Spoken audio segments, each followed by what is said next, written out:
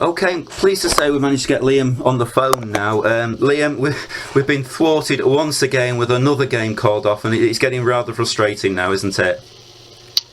Yeah, listen, I've never known a run like it where, in terms of the games going off that frequently, it's quite unbelievable. You know, I spoke to Billy, Alfreton's manager, yesterday. I spoke to him Thursday. I didn't see it being a problem. Spoke to him Friday, and it was lovely.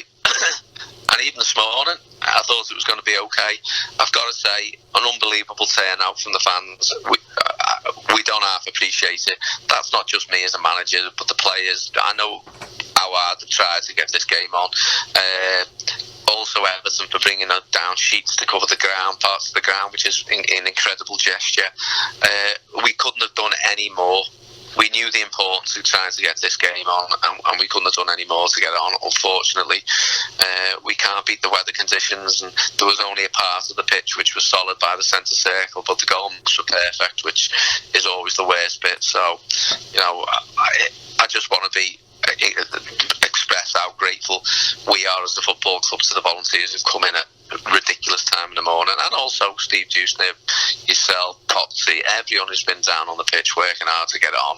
You know, really, really do appreciate it. The frustrating thing, at 3 o'clock yesterday afternoon, we could have played. I think the frost has just come down so heavy overnight, taken us a bit by surprise, but we've got to live with it, haven't we, unfortunately?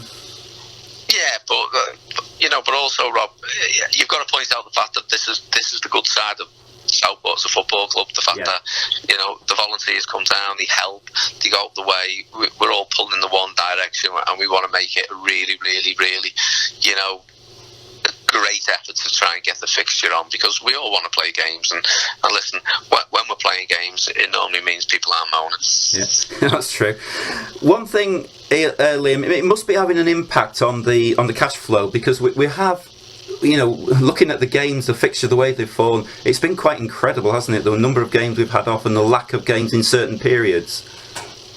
Well, if you take into account we didn't have a game in October at home, so we always have a buffer in the bank, and that's something we you know, we're quite proud of the fact that we do keep our reserves quite well looked after. You've then gone into December, when we've had one game against Scarborough, and then everything else has gone off. We've then gone into January. So you say December and January are massive periods of cash flow for the football club. Yeah. So you've got one game in December, as I said, and then we go into January and we played on against. We had the Curzon game on the 2nd. On the 2nd, and then obviously last week against Files. So we've had two really good performances, two really good crowds, and you're looking forward to the next. So we have Boston, which you're expecting a good gate, and Alfreton, you're expecting a good gate, just on the back of the performances and how well things are going. And then Zach, you then lose the attendances, which obviously you lose more cash flow. So I understand that throughout the course of the season that you will catch these games up, but at the time, you know, it's been a difficult, not just for Southport, there's lots of clubs in this league that are having real cash flow situation issues because of it, how it is. But, you know, I'm not saying we're in dire straits, but everything becomes a lot tighter and everything becomes a bigger issue. Yeah, and it's frustrating, isn't it? I think poor old Keenan's got a 2-match suspension. Going to be the longest 2-match suspension in history, isn't it, the way it's going? Well, there's been a little bit of banter on the group there, so you know, one thing when you're suspended, you can't wait to get back playing, but if you are going to be suspended, I think Blyth away has now become one of them where you might just have a little smirk. He'll be laughing at that one, yeah. Okay, can we come on to the topic of the week, really, which has got out of hand in one way or another, but obviously Cam Mason has been made permanent with Guiseley now. Do you want to tell us exactly what's happened there, Liam, and how come it's become permanent? Right, okay, so Cam was going for a month because he wanted to get games. He needed to get games, he needed to be in a position where he was training, etc, etc. I think that's been told 1,000 times. I think Cam has reiterated somewhere himself on an interview that, you know, that was what it was. So obviously after a couple of weeks of being away, Paul Phillips has phoned me and said, listen, we'd like to see if we can look into making the deal permanent. I said, well, to be perfectly honest, that's ultimately anything like this, you're going to have to speak to the player and then come back to us. There's no point us having any discussion. But so they've had the discussion with Cam, and Cam's expressed that he would be up to moving to Guiseley on a permanent basis. His circumstances haven't changed in his personal life. He wouldn't be able to come into training, and it was not something we had in our mind that was going to happen. But the fact that Guiseley have actually broached it, then they spoke to Cam, he's expressed the desire to go, and then I think quite quickly they actually ended up agreeing that personal terms on the deal, and that's how it happens. That's what happens in football. I think the fact that Cam is playing closer to home, he's at a place where he can train because they train at a different time to us. It fits in with his personal life, his issues at it. So listen, it just becomes a no-brainer. It's basically taken out of our hands. Yeah, I think overall it's the best move for everybody, isn't it, Liam? And that's what we've got to take into account, both him, himself and Guiseley. Well, yeah, it's always a three-way sketch, isn't it? I said, and listen, I think the Cam Mason issue has been done to death. It's ended up making a load of nonsense out of everything. And let's be honest, this has led this whole debacle, whatever you want to call it, the whole debate, people have turned it into something which it isn't, and it's ended up leaving Ian and Claire Kyle, who have done an awful lot, an incredible amount for this football club, staying away from the club, and having until they're actually weighing up whether they actually want to return to the club and weighing up their options going forward, because a lot of the personal absolute abuse they got over something which, let's face it, they're not. When it comes to football, if it's a football decision, it's my decision, no one else's. Obviously I'll speak to Ian, and that's the way it is, but the abuse, the stuff they've had online, it's just so not Southport. It just really isn't. And you look at it and said, it's obviously hidden agendas by people why this has all come about. And ultimately, it has to stop. Otherwise, we're going to lose people who as a football club, we can't afford to lose. I think that's the worrying thing, isn't it? I know I have spoken to Ian this week, and he is very, very upset about what's happened. And like you say, when Ian is saying he's considering his position, that's quite serious for Southport Football Club, isn't it? Absolutely. And and I think Ian feels incredibly let down by people who he felt he's had an awful lot of time for. Yeah. And that's his decision, that's how he feels about it, but like some of the stuff, some of the remarks that people have put online, that if we are struggling in certain areas, no problem. I said, we are there and we're in the roles which we are, and sometimes we are there to be criticised, but let's come up with ideas and let's all be together. Like everyone today was down at the ground pushing in the same direction.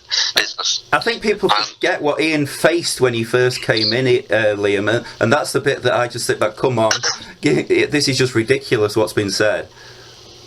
Yeah, listen, I've heard the phrase, well, you're in the position, so you've got to take the criticism. I said, well, okay, if I'm in the position as the manager, so I pick a team. Now, I'm an Evertonian, so yeah, so Frank Lampard picks a team. It doesn't mean to say I always agree with it. Yeah. It doesn't mean to say I like watching it. It doesn't mean to say anything, but it's an opinion on the team. So I might make a decision of bringing a substitute on or taking a substitute off, and it could be wrong, could be right, it could be wrong. So if I'm wrong, I criticise. That's just opinions. That's just everyone is entitled to their opinion, because it's football, it's sport, it's what it is. We've all got a different. That's why football's all about opinions. But when it comes to that decision, that's because you're a F, B, whatever, T, C.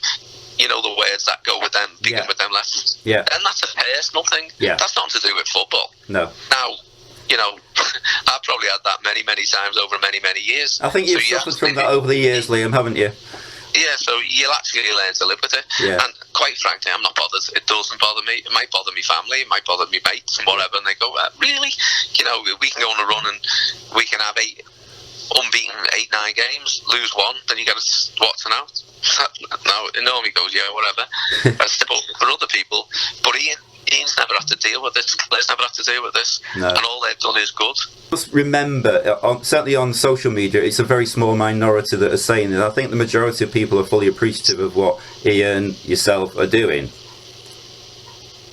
Yeah, but as you said, people always turn around you, so we do what's right for the football club, Yeah. and that's the big thing. Do you honestly think I want to sell my best players every year? No. Because trust me, it's really difficult to replace them. Yeah. But we do, and not only for the football club, but also for the players. But we have to sacrifice or sell a player.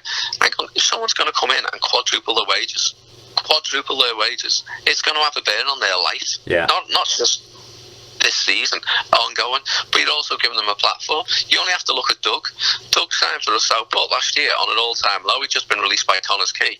Didn't have a club, comes to Southport, and in the January, he's signing for a championship club. Yes. Yeah. So, from that point of view, it's an amazing thing. So, you look at Doug, everyone loved Doug, and do you know what?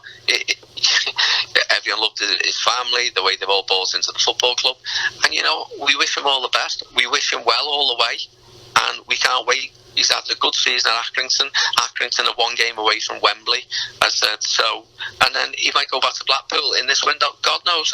No one knows. But what I will say, he's done remarkably well to go and carry off what he's doing. And that's down to us. But it's also, I've then got to replace Doug when he goes. Yeah. Yeah. And the big thing is, when you say, well, I've got to replace someone who's been deemed good enough to sign for a championship club, but he's on a small salary, because at the time he was in a position where he'd been let go by Connors Key, and he'd only played for Curzon.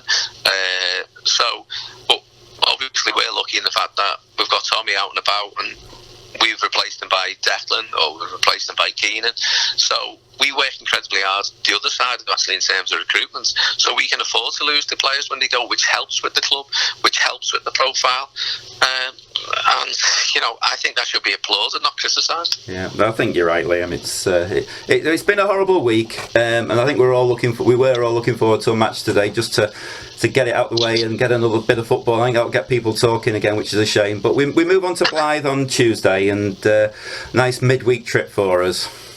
Yeah, listen, that's what it's about. You just got to get on with it, and you show what you are as people, and it's a tough ask to go to Blyth any midweek. I said, but so we've got to roll our sleeves up and just look and say, really, really bad. Like, if we'd won today, it'd gone back into playoff places. Disaster, isn't it? Yeah. Well, let's hope after Blyth, Liam, we're talking a nice win, and we can talk football and football alone. All right, Rob. Thanks a lot. Liam. Cheers, mate. Bye.